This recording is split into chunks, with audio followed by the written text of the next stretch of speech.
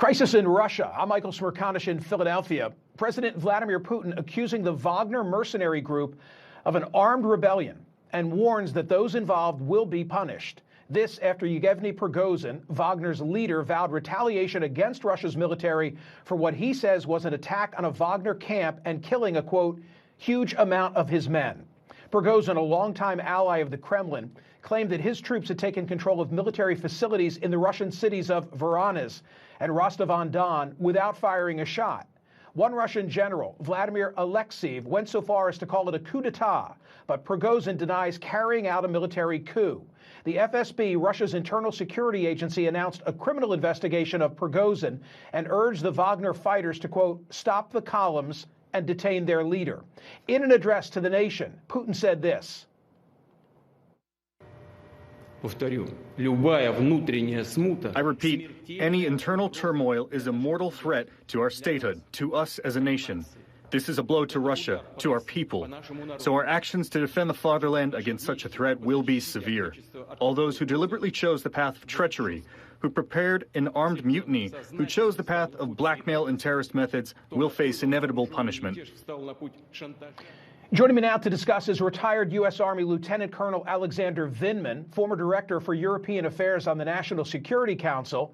Remember, he was the key impeachment witness who'd been on President Trump's call with Ukrainian President Zelensky and then raised the alarm that Trump appeared to make U.S. aid contingent on an investigation of Joe Biden and his son Hunter. He's also the author of the best-selling memoir, Here, Right Matters. Colonel, many are still getting up to speed, so let's go over the basics. Who is Prigozhin?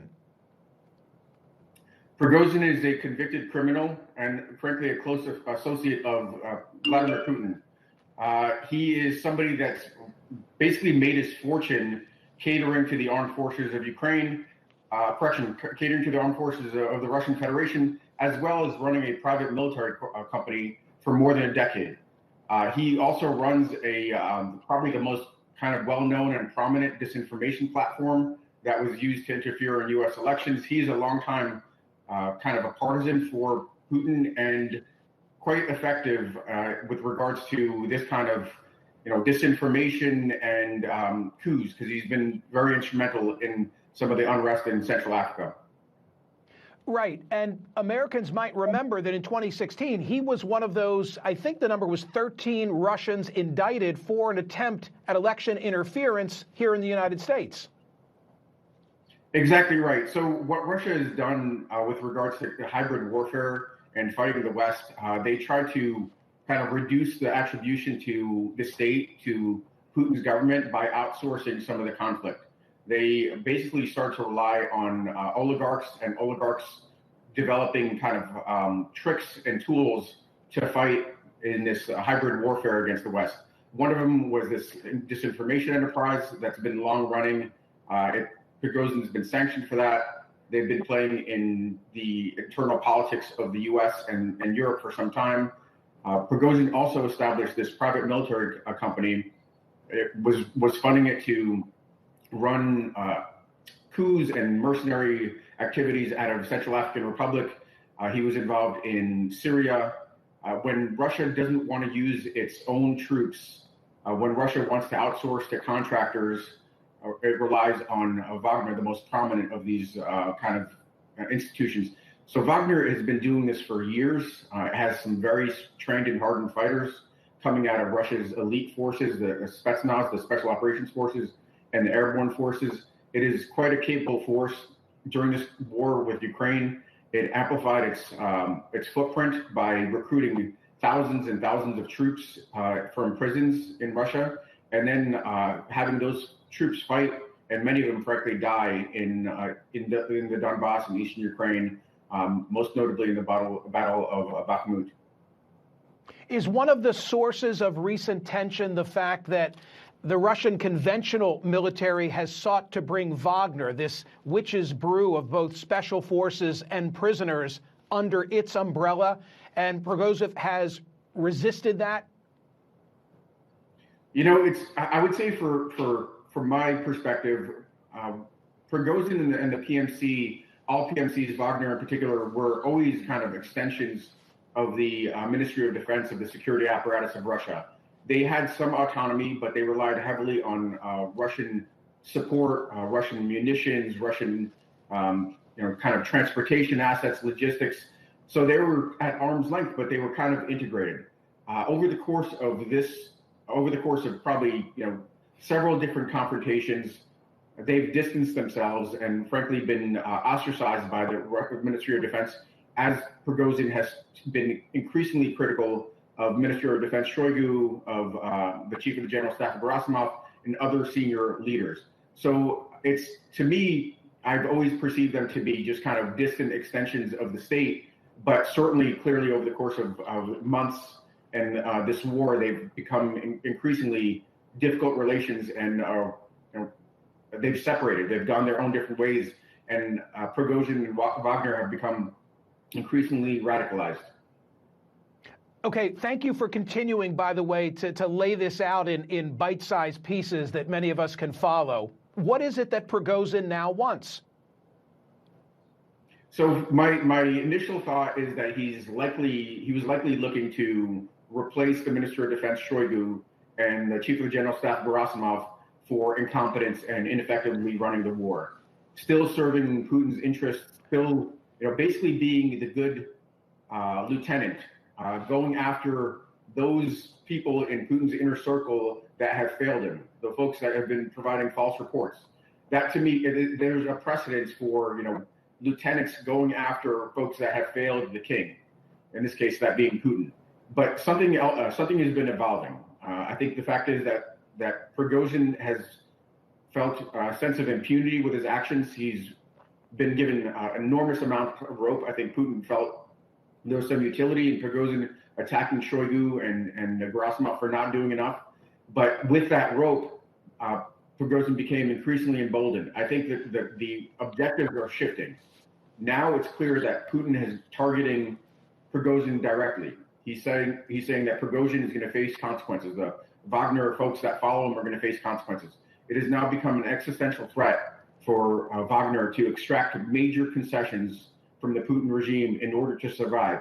So this is now transitioning from what I've defined as an insurrection for the first roughly 24 hours to a coup, where Prigozhin is going to be fighting for his survival, and he's no longer going to be serving as a good lieutenant to Vladimir Putin. Potentially, he might be looking to seize power. It is early days.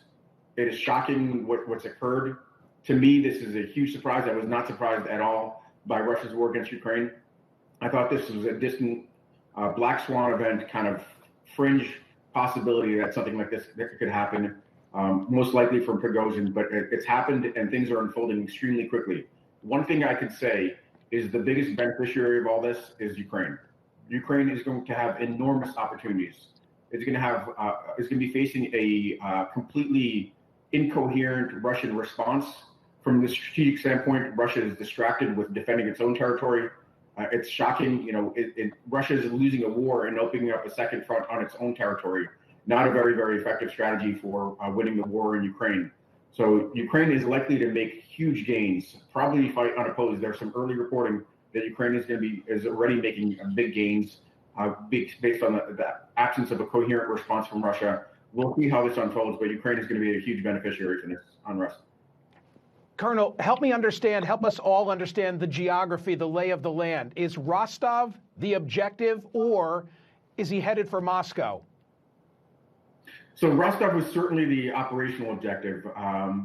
To me, it's quite clear why.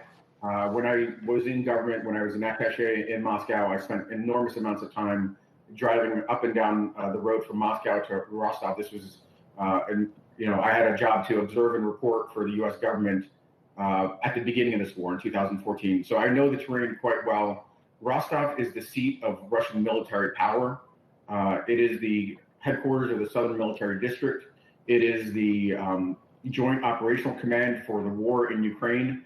To me, if he wanted to undermine Shoigu and Gerasimov and plant his flag, his first objective was going to be Rostov. He did that very, very quickly.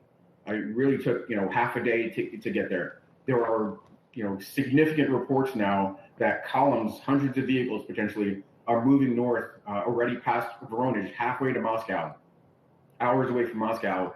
and largely unopposed. Looks like some helicopters, maybe some aviation assets have strafed and attempted to attack some of these convoys. But Prigozhin looks like he's planned this pretty well. He has integrated air defense that is shooting down Russian air assets that are trying to impede his movement. So he's making pretty quick progress. What it comes down to is Russia has enormous state power, even in spite of the commitments to Ukraine, it has enormous forces that in just raw numbers that it can bring to bear. It has air power.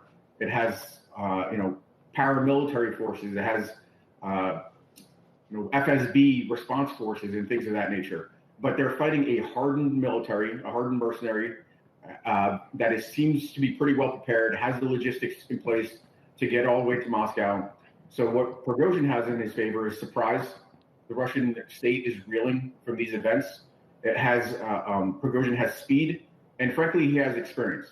Prigozhin has been involved in staging coups, nurturing coups in Africa. He knows how to do this.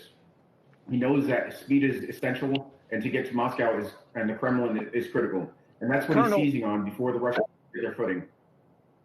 Colonel, I'm about to get a report from the White House as to the response thus far, if any, from the Biden administration. A quick final question. If you were in your old job, what would you be advising the U.S. president to do now, if anything? So I would have, at this point, already have done contingency planning on this kind of scenario. What happens if there's an internal fracture, either from elites or from the military? And I'd be looking at options off my shelf on how to respond. Mainly, the biggest concern is in this territory, there are all sorts of bases, including strategic bases. That gets me very, very nervous. Those strategic bases with strategic weapons, I would be looking very, very carefully to see if those facilities remain secure, remain in Russian hands. The worst case scenario, the fear that has plagued decision makers for generations since the collapse of the Soviet Union is a loose nuke scenario. That is, for me, the biggest concern. Colonel Vindman, thank you. Travel safely. I know that you're headed to Kyiv, and we appreciate your being here. Thank you. Still to come, for months, the U.S. has been tracking the feud between the Kremlin and Yevgeny Prigozhin, which has now boiled over into what Putin is calling an insurrection. So how will the Biden administration respond to these events? That's next.